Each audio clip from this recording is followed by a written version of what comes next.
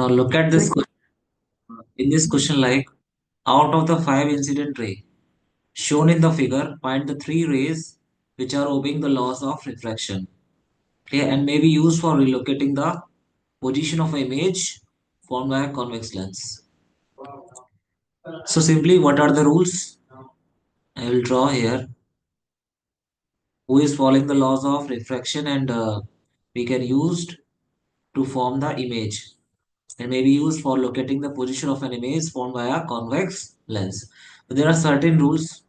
First is this is focus f1 to f1. Okay, so a light ray passing through a focus like this, it become parallel. Okay, passing through optical center undeviated.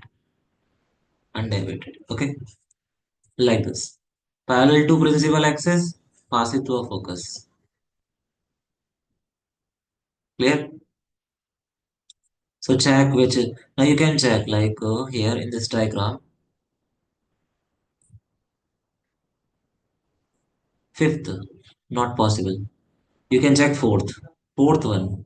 It is passing to a focus F1 and become parallel. Okay, so fourth is correct. One. Is one is correct? Clear? Is two correct? You can check. It is parallel to principal axis and passing to a focus. Two is also correct. Now check three. It is passing to optical center and goes undeviated. That is also correct. So we can use 2, 3, 4. Rest of them like 1, 5, all are not correct. Clear? You can check. It is going like this and it is going like this. It is not correct. So 4, 2, 3. These are the these are following the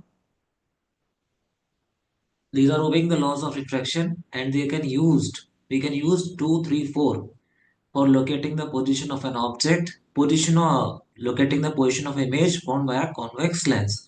So 4, 2, 3 means option B. Clear? If you want to check like this diagram in large view, you can check like this. Okay, understood? So once you practice, then you will have a good understanding. Thank you. Thanks a lot.